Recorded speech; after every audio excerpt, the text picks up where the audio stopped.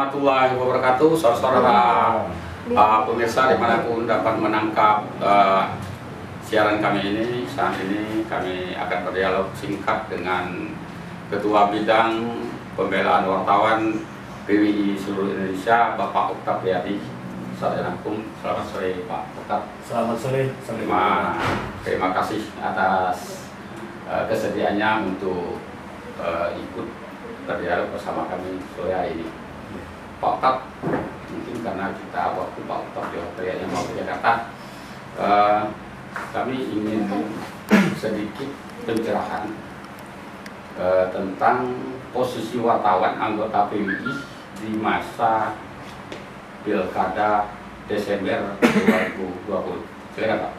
Ya, secara garis besar wartawan itu kalau dari kode etik jelas pasal 1 wartawan Indonesia itu bersikap independen. Ya. Itu independen dan artinya menghasilkan berita yang akurat, berimbang dan tidak bertingkat buruk. Ya. Apalagi di dalam pilkada. Wanti-wanti wartawan tidak menoleh menjadi tim sukses. Ya. Ya. Atau menjadi partisipan siapapun. Ya. Ya. Apalagi dia punya media, menjadi wartawan, menulis tidak berimbang, memihak kepada salah satu pihak calon atau salah satu calon lain dalam pilkada, itu PWI Pusat sudah melarang. Artinya netral ya. Dia harus independen. Ya. Independen, Ya. ya manusia dia tidak boleh terikat ke kanan dan ke kiri. Ya. Ya. Kecuali kalau mau dia jadi tim sukses satu, dia harus melepaskan diri jabatannya. Ke Pengurusan dia, baik dia di organisasi, apa itu PWI atau lain-lain, dia mengundurkan diri dari organisasi itu. Kemudian dari media, dia juga tidak boleh terang-terangan. Ya langsung terang-terangan memihak. Kita kan jelas di sini. KPU itu memberikan hak kepada media-media untuk memuat advertorial. Ya. Sudah ditentukan, ada pengajuan, ada calon, kemudian diseleksi media-medianya. Artinya ada kesempatan untuk mempromosikan calon-calon yang dia, tapi melalui KPU. Materinya melalui KPU, artinya tidak ada pemihakan terhadap salah satu calon. Nah, ini saya bicara soal kasus di Jambi. Kemarin sempat heboh, ada salah satu calon bupati petahana pengen datang ke kantor PWI karena batasannya jam 5 sore. Itu batas terakhir.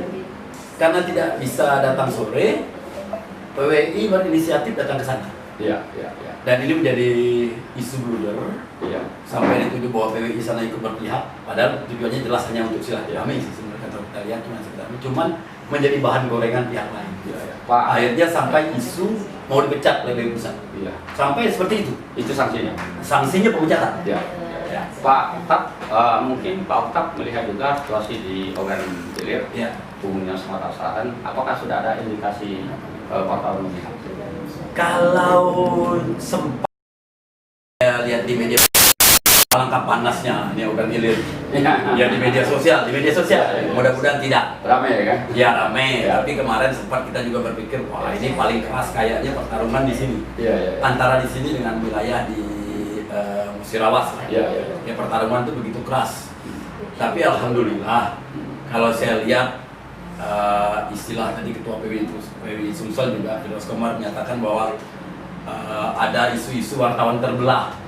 Tapi sebenarnya tidak ada wartawan terbelah. Memang secara person mungkin dia suka dengan calon A, yang satu suka calon B.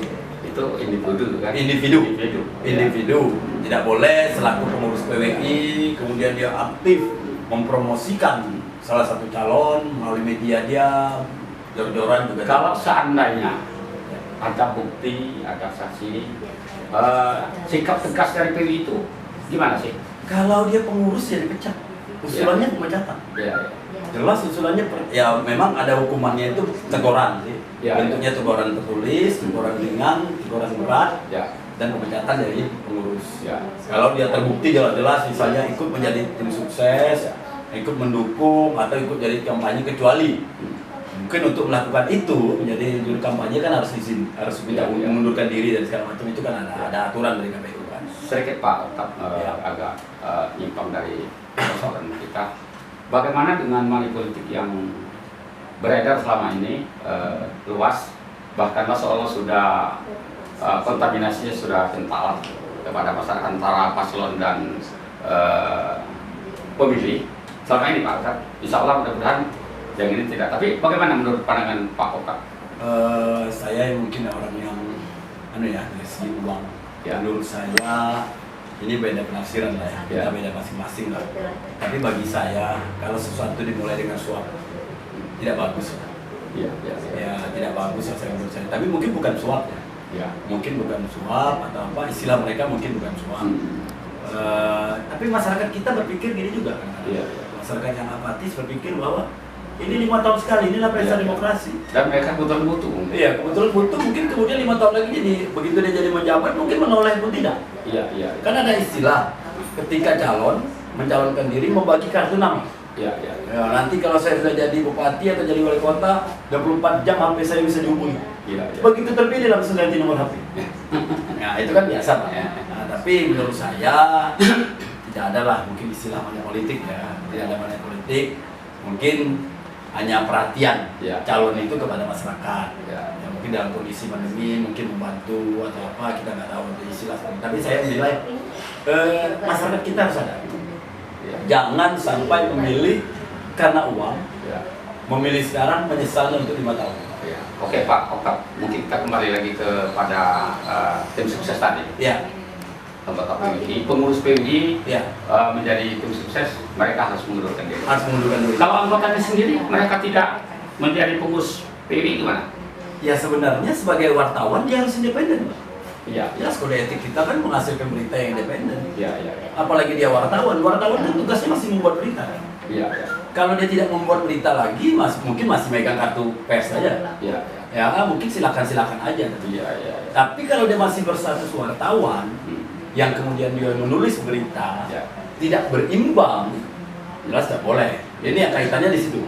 Kalau dia pribadi jadi bukan pengurus kemudian dia ikut aktif, ya silakan aja.